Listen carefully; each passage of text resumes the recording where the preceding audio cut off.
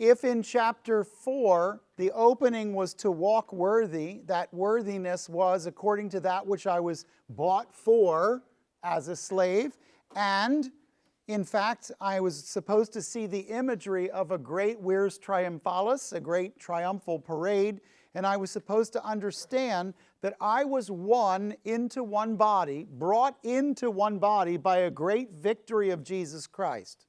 But that victory in verse 7 says that along with being brought in as one, there was Jesus who came and led captivity captives in the great parade and gave gifts to men. I want you to notice verse 9. Verse 9 does not mean Jesus went into hell. It says, now this expression, he ascended, what does it mean that he also descended into the lower parts of the earth? This is what is called in Greek a genitive of apposition. And what it means is, the translation would be better, this one that ascended is the one that descended from heaven to the lower parts of the universe, namely to the earth. He's not saying he went down into the earth. He's saying he came down to the earth. The problem is that the genitive of apposition has been translated here lower parts of the earth, whereas it should be lower parts of the universe, namely the earth. If you take this passage and then jump to Luke 16 and you do this, the rich man and Lazarus thing, you'll get some weird theology that Jesus, when he died, went down into Hades, and he was in the Abraham's bosom side, and they were looking across to those who were suffering, and that's all well and good except for it's a parable. How do I know it's a parable? Well, let's just start with the fact that everything else in the context of the passage is a parable. But beyond that, the reason people say it's not a parable is because it has a name in it, Lazarus. I don't think that matters at all. Lots of rabbis use names in parables. That didn't make them not parables. So there is a theology, it has been taught by people, that Jesus died, went into Hades, and pulled out people or something. And all I can tell you is I don't buy it. This verse doesn't say he went into the inner parts of the earth.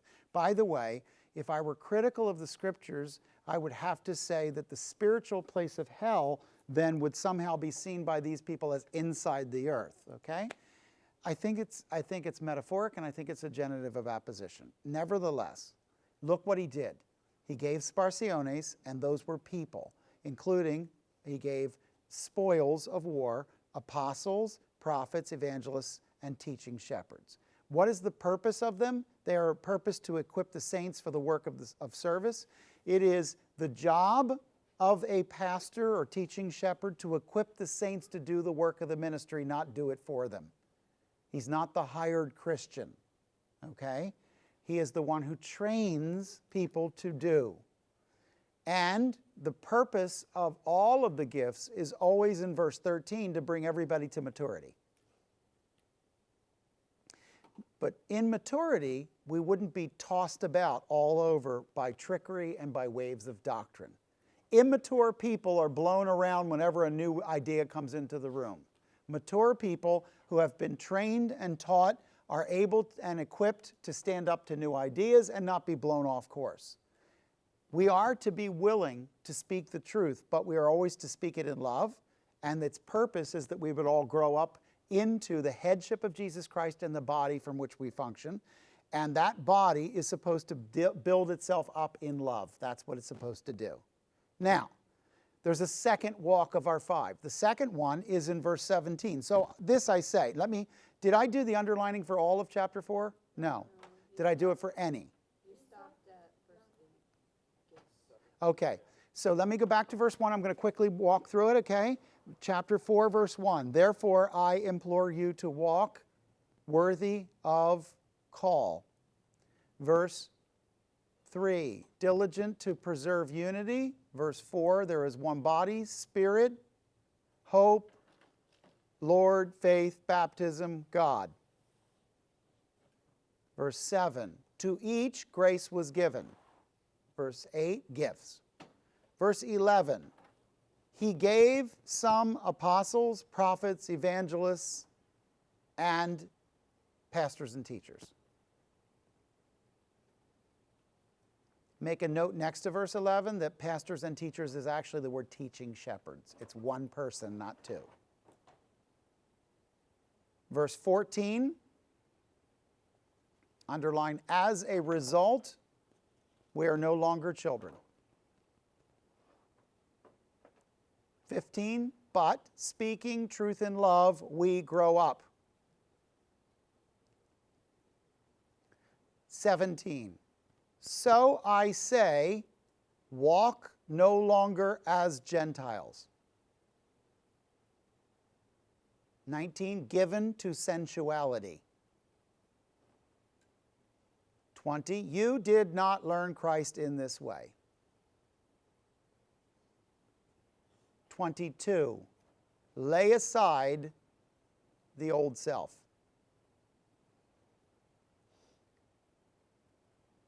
23, be renewed.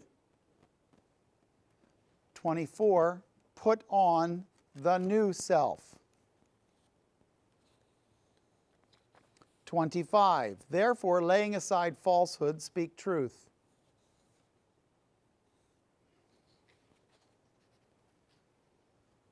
Verse 26,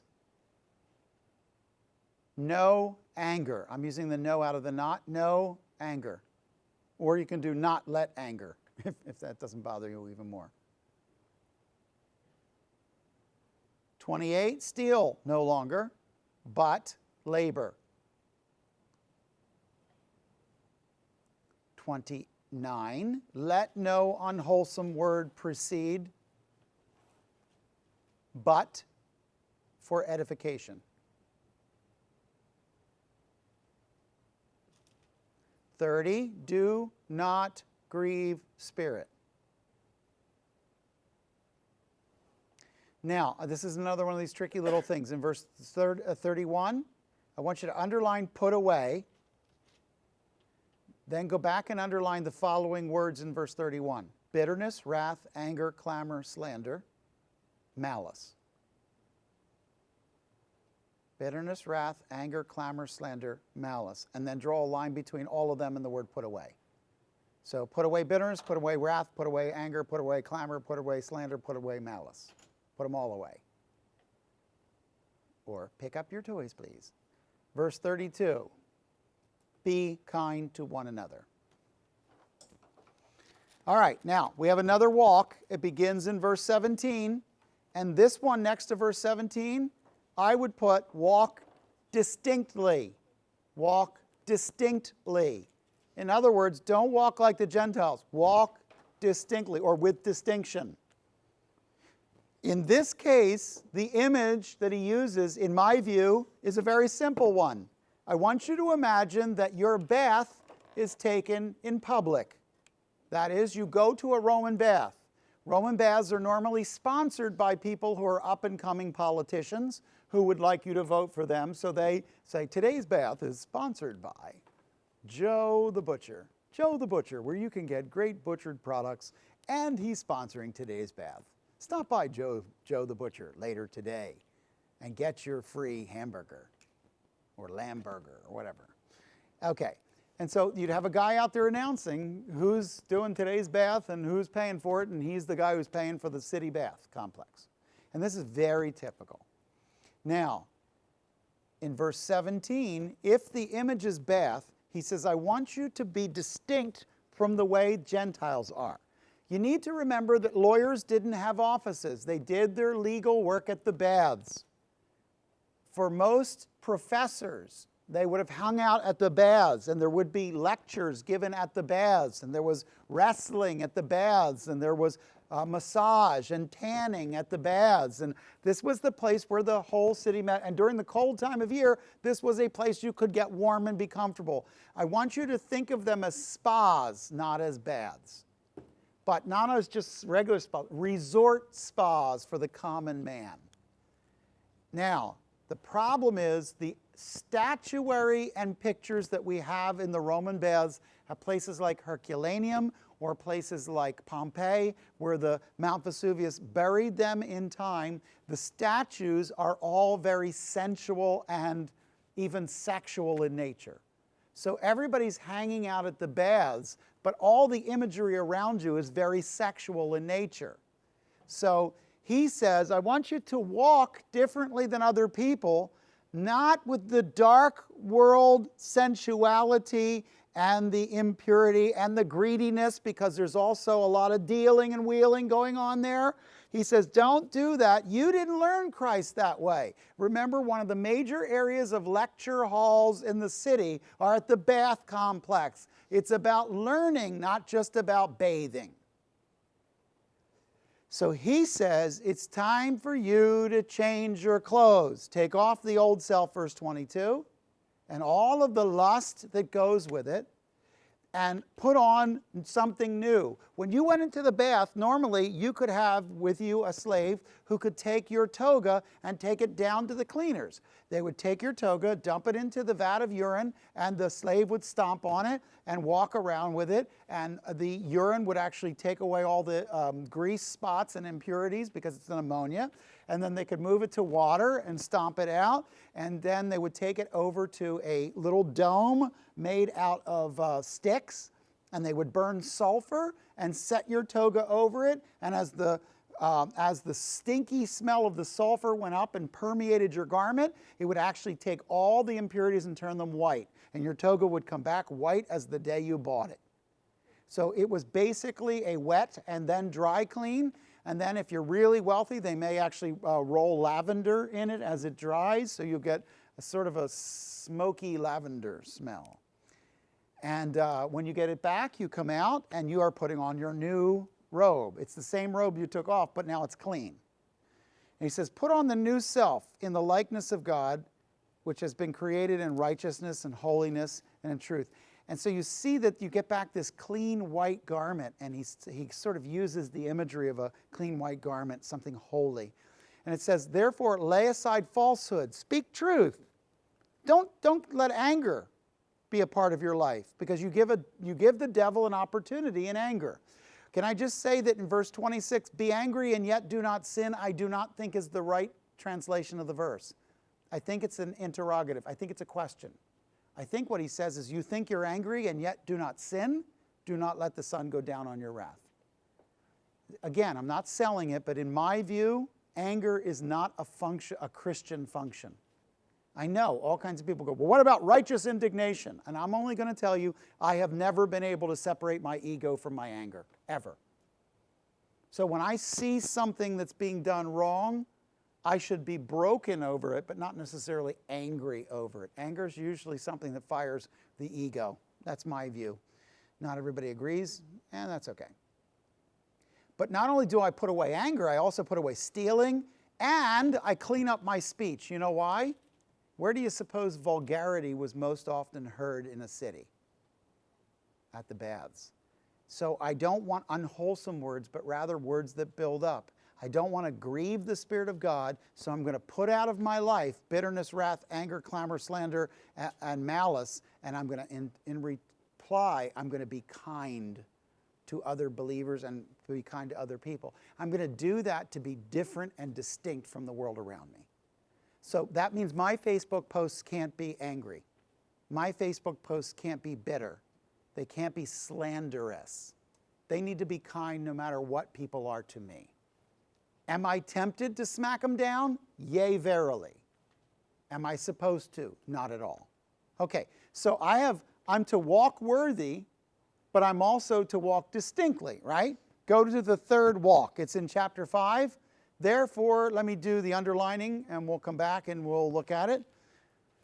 Therefore, be imitators of God. Therefore, be imitators of God. Walk in love. Verse 3, but impurity or greed must not be named among you. Verse 4, no filthiness, rather giving of thanks. No filthiness, rather giving of thanks.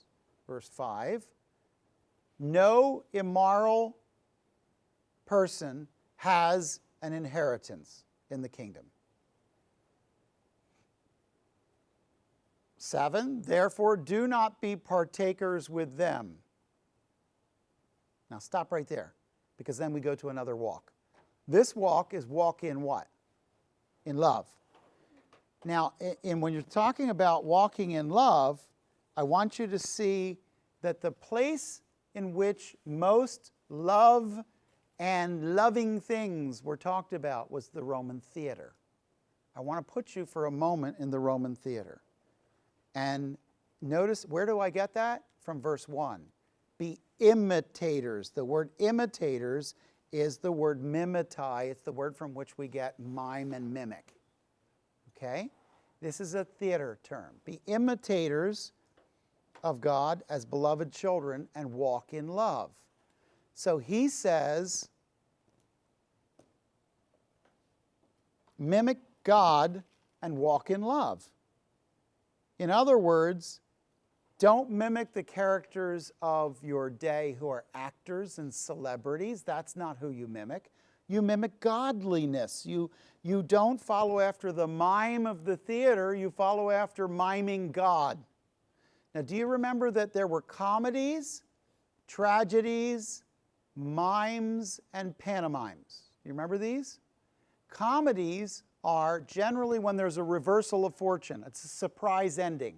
Usually it means the slave was smarter than the master, he tricked him. Ladies, you would not be allowed to see a comedy. You could only cry. You could see tragedies, you couldn't laugh and see comedies. It was just inappropriate because it actually lent itself to the silliness of your mind. At any rate, because women were often called creatures of levitas, levity, light-mindedness. I think they were that way because they were held to be that way. They were forced to stay out of serious discussions. So then they sort of blamed you for being what they made you be, okay? Tragedies were generally when the hero and heroine end up dead, okay? But if you had been around at the time of Paul, the most popular by far were pantomime and mime. Pantomime was essentially like dance. It was somebody plucking a harp while people were making. It looks sort of like those people out on the lawn doing something in the morning. Do you know what I'm talking about? Where they're all like doing this together and this, you know, and I don't know what it is, but I've driven by them and seen them all doing it on the lawn. I have no idea what that is. But pantomime is like an artistic dance that follows. It's a form that is all about control of the body, okay? And it was considered a hot item just before the time of Paul. At the time of Paul, mime was the most popular thing, and mime wasn't this. Mime was Saturday Night Live groin humor skits.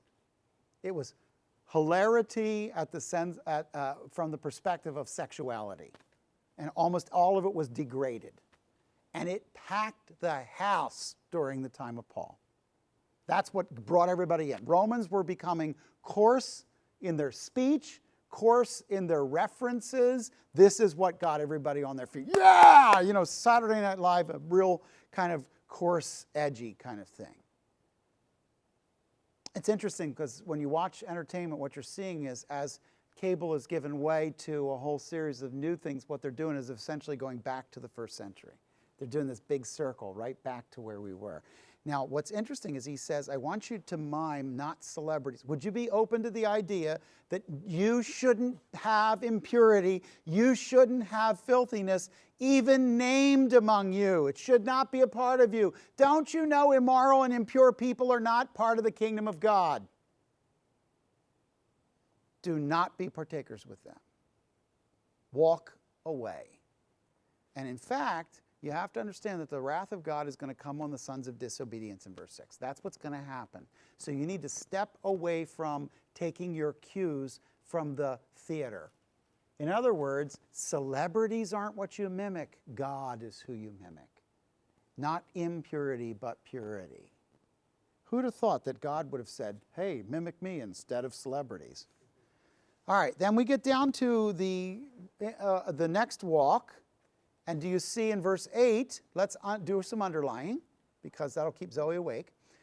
Verse 8, you were dark, now light. Walk as children of light. and then circle that walk. Walk as children of light.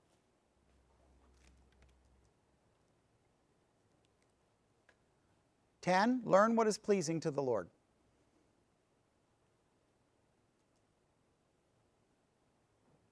$11, do not participate, expose. Verse 15 is the next walk, so we're going to stop there, okay? All right, look at what he says. In every Roman city, I'm going to show you when we're walking around a Roman city in Israel that there are markers that you will find on the ground that look like this. These markers are in the pavement, etched in the pavement, and I'll show you one of them at Beit Sha'an. These are generally station markers. Sometimes they have a Roman numeral in them.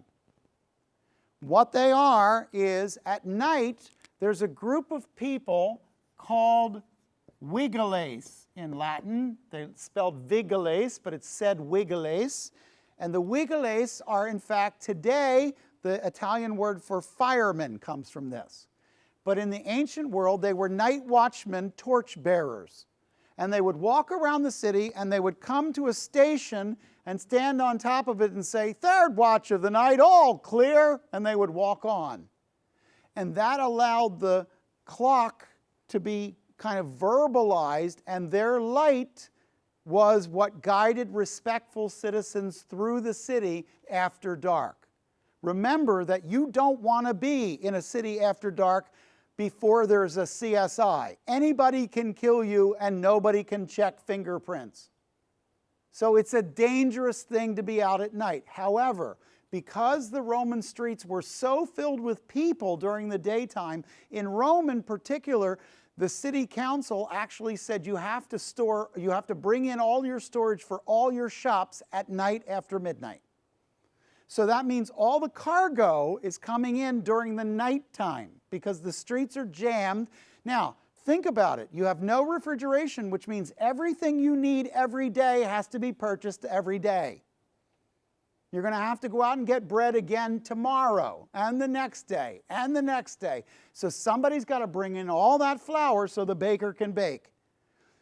Your carrots aren't going to last, so if you want carrots, you're going to have to buy enough for today, and then tomorrow go back and find more and buy them for tomorrow.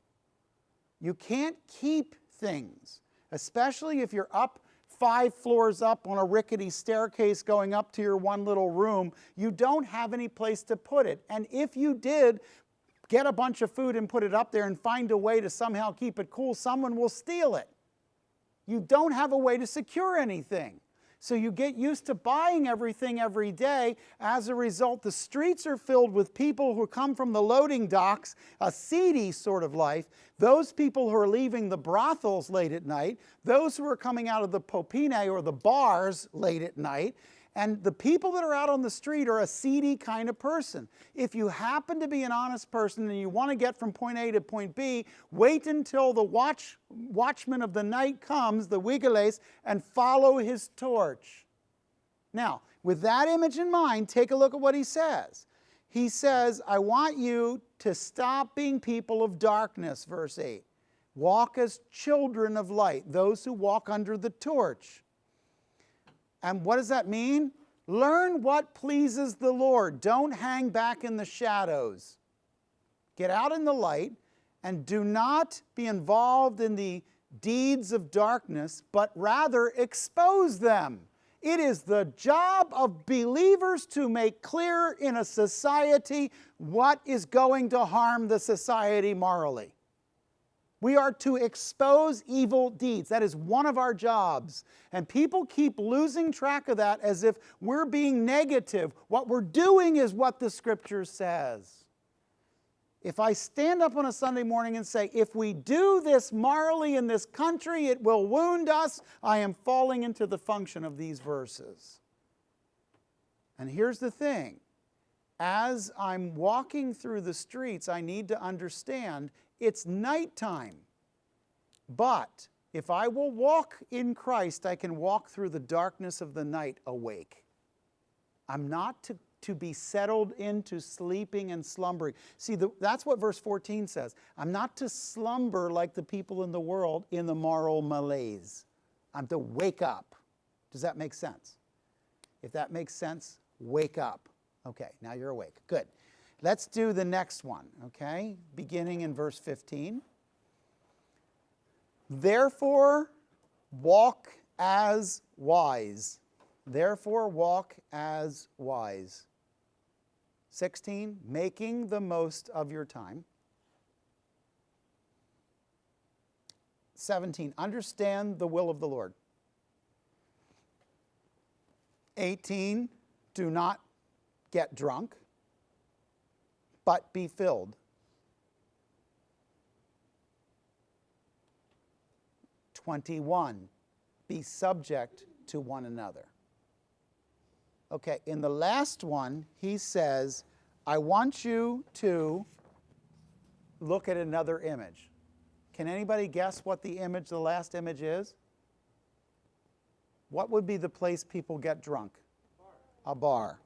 But the Roman pub has two different names.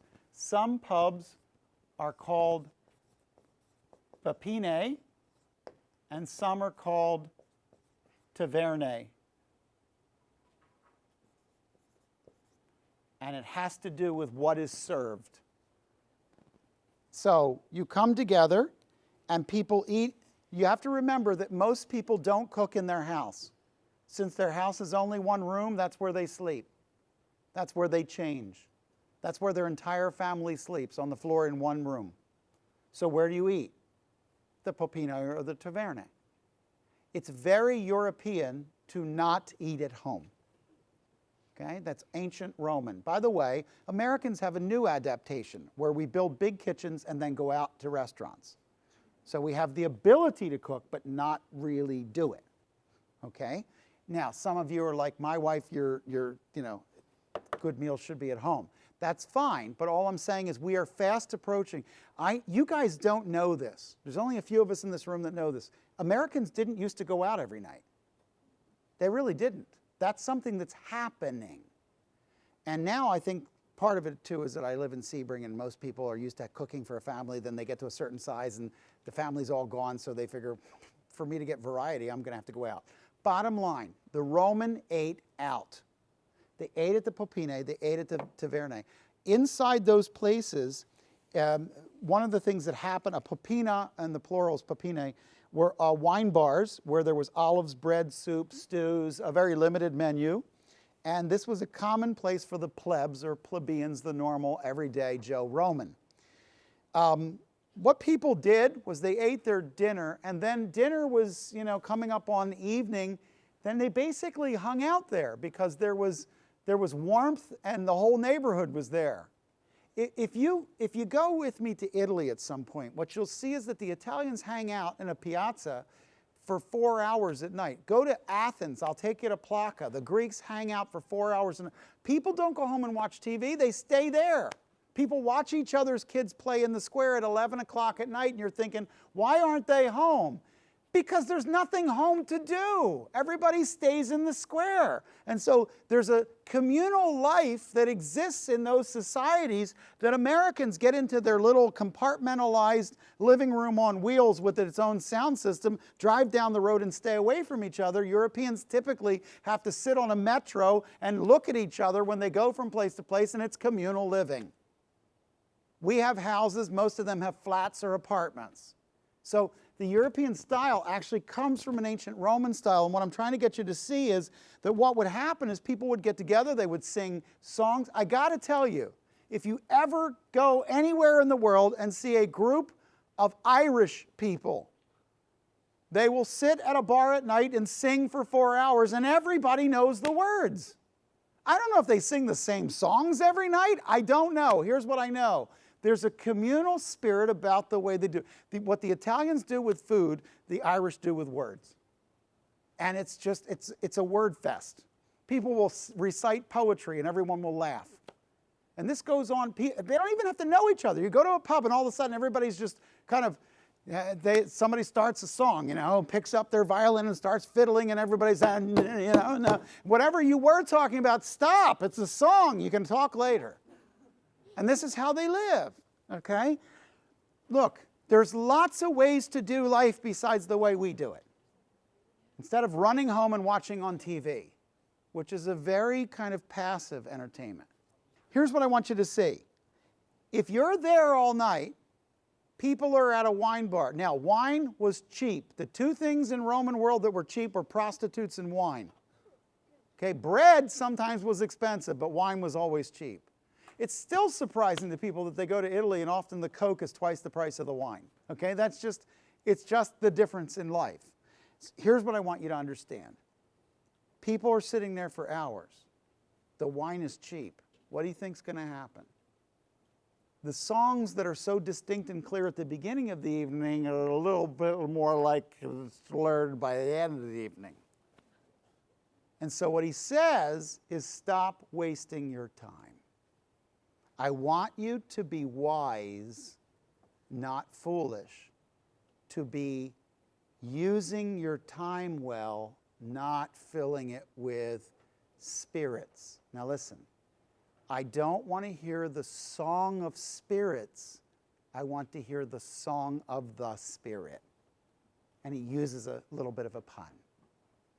And he says, stop being tied up in the wine bar. Now, I do want you to speak to one another in psalms, hymns, spiritual songs.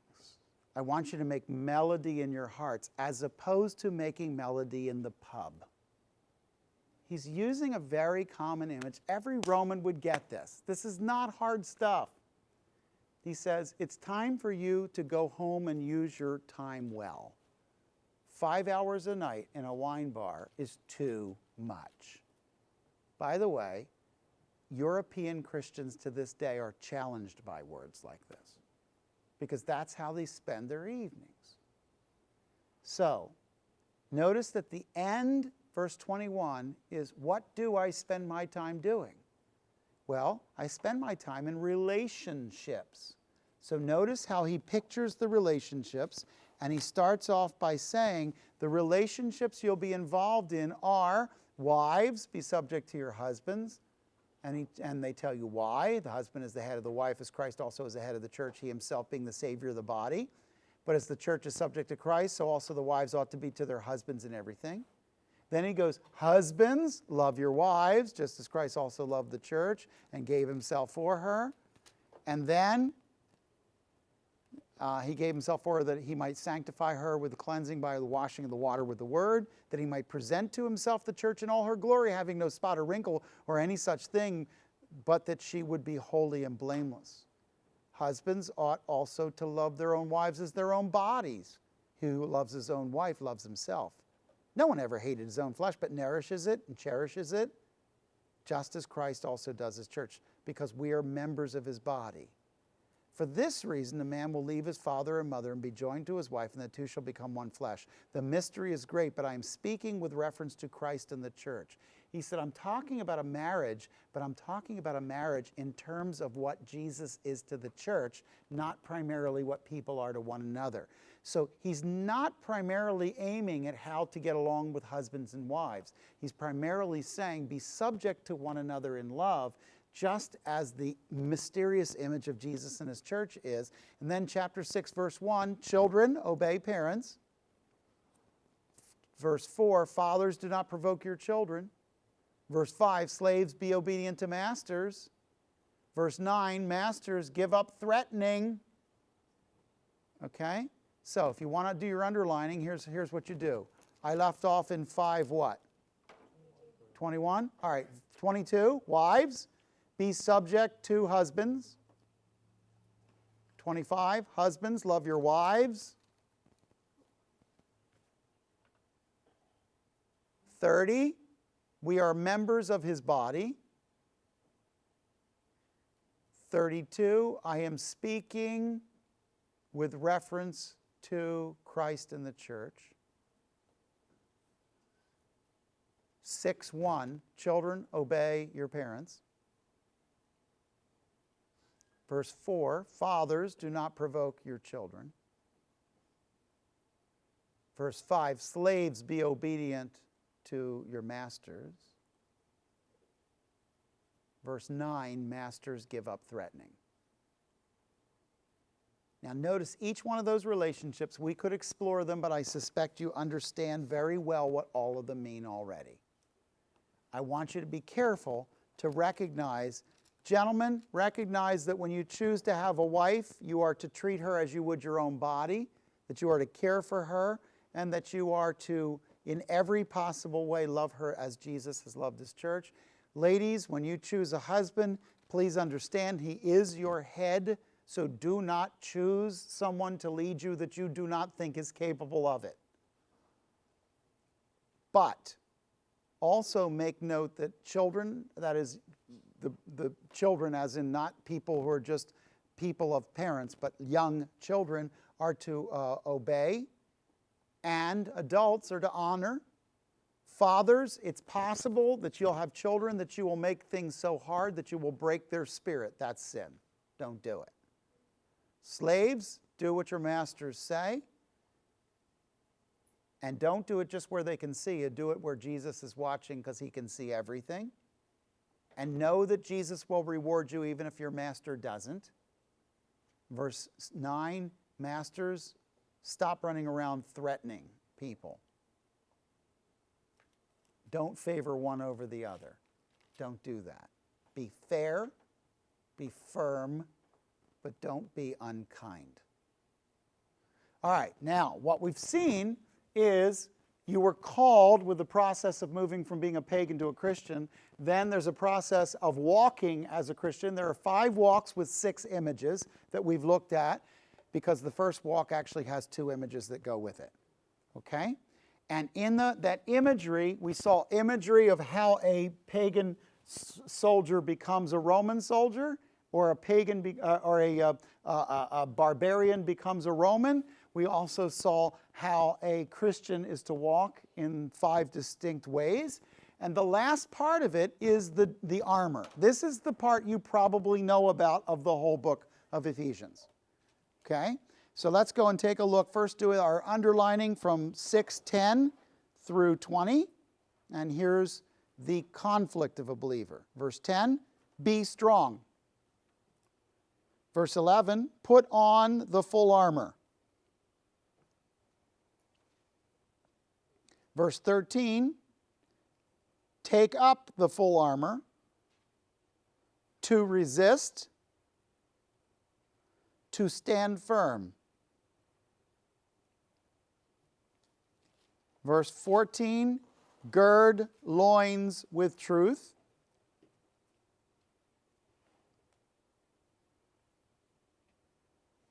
Breastplate, righteousness.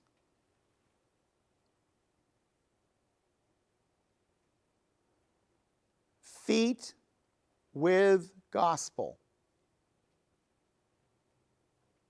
Put a box around the words in addition to all. The words in addition to all should, in my view, be translated differently. They should say when necessary. When necessary. Verse 16, taking up the shield of faith, you will be able to extinguish arrows.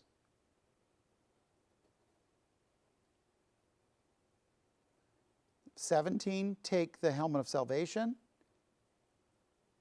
and sword of the Spirit,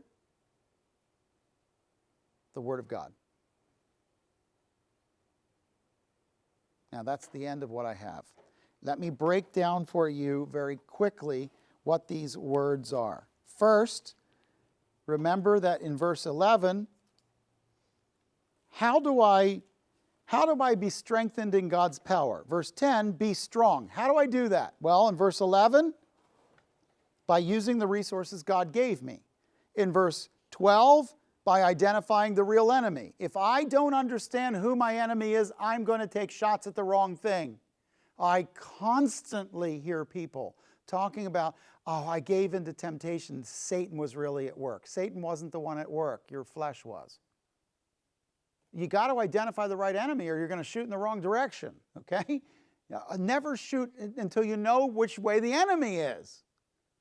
And so in verse 11, I need to identify the real enemy. And into verse 12, I need to understand that my flesh and blood isn't the whole struggle. Something else is behind this. I'm living in a spiritual war. In verse 13, I have to deliberately put on the protection that God provides. If I go out into the battle of life unprotected, I better plan on getting shot.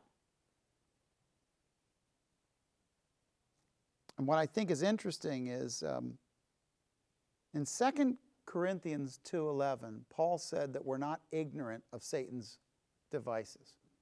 If I were writing 2 Corinthians today, I wouldn't be able to write that. I think many Christians are ignorant of Satan's devices. They have no idea. But I think they shouldn't be. I think that we have in the Scriptures a very clear idea of how Satan attacks, what he attacks, and what he uses to get us. Now, I want you to notice something, that when you look at the armor, before you get into the pieces of armor, look at the purposes of the armor. What is your job in verse 13? You take up that armor, you put it on, and what are you supposed to be able to do? Resist and stand firm. It is not armor to go out and do battle with Satan. You do not have armor that is for the purpose of advancing. Your job isn't to advance. Jesus said, I will build my church and the gates of hell will not prevail against it. You don't have to advance. You have to remain standing. I want you to think of a boxer. The number one thing you don't want to do is get beat off your feet. The whole point is keep standing. Resist and stand. Resist and stand. And that's why he says in verse 13 that you are to resist and stand firm. And then in verse 14 he starts off, standing firm therefore. Now, here are your armor types. The first one is a belt of aletheia, a belt of truthfulness. The belt is shaped like this. This is your belt. This is the bottom of your belt. Does everybody understand why? Because a big, strong Roman soldier will go down with one swift kick to the appropriate part. I don't care how big and strong you are, you have a vulnerable part, gentlemen, and all she has to know is where to kick and you're done. Okay? Do we all understand this? All right. What's the vulnerable part of a Christian? Truthfulness. Your most vulnerable part is truthfulness. Why? Because the easiest person to lie to is yourself. I don't know if you've ever done this, but you may have told a story 15 times that actually didn't happen. You made it up and now you can't remember that it didn't happen. You can actually talk yourself into truth. Do you ever go to a family reunion and you tell a story and somebody goes, that's not how it happened, but that's how you remember it. Why? Because you can remember stuff that never happened. It happened in your mind. By the way, I know people who have gone out and told stories that were based on dreams they had. It never happened. So truthfulness is a really big thing, is what I'm saying. Now, the vulnerable place of the belt is placed over your vulnerability in truth, and God picks his words carefully.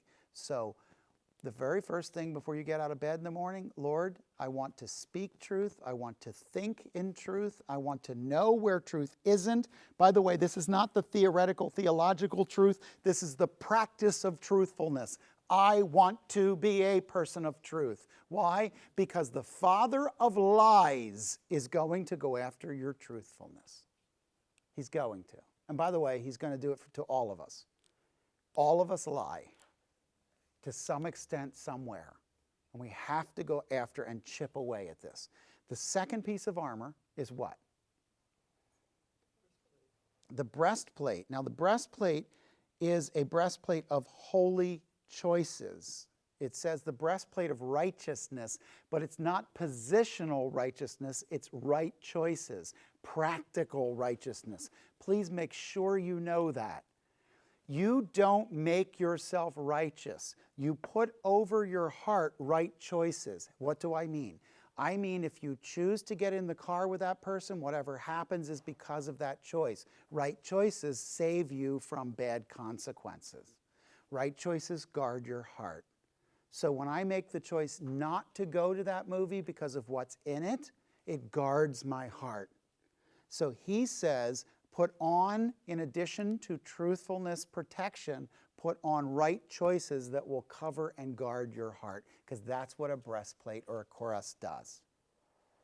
And then the third one is, over top of the sandals, you put cleats on, because Roman soldiers went out into places like Gaul, and when they would get caught up in a fight, there would be mud and rain, and you could take your large Rhomphaia sword and you could go swinging at the person, and it was heavy enough that you'd end up laying on the ground looking up because you were in mud.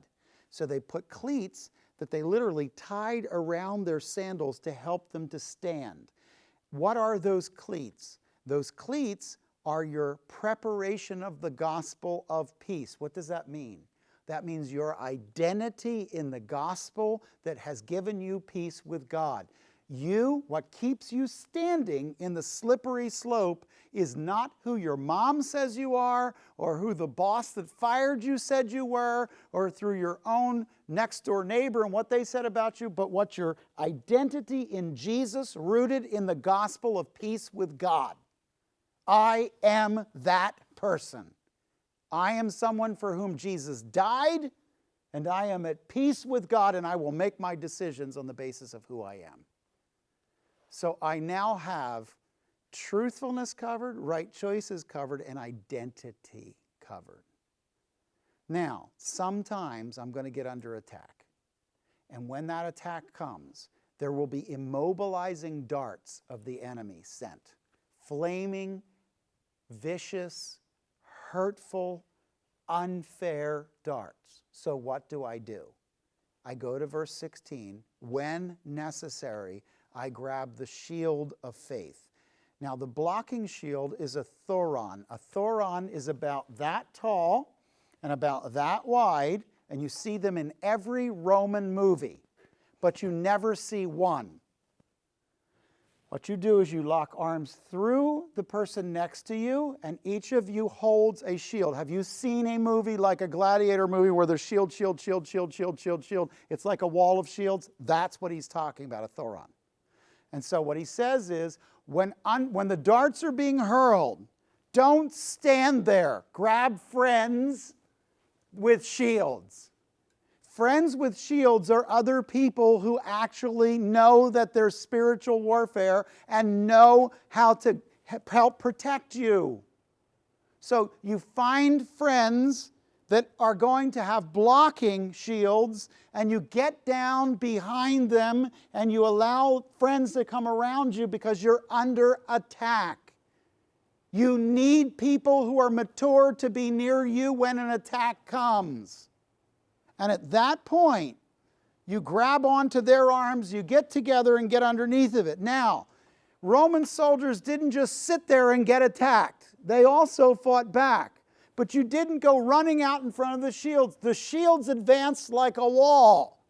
And when the shields advanced like a wall, you'd come up against these other soldiers and you would be looking, you'd listen for the whistles that were around the neck of a leader, captain, or centurion, somebody with a plume or a helmet. Not everybody had helmets, but the guys up front had the big plumes, and you would listen for their whistles and watch for their helmets.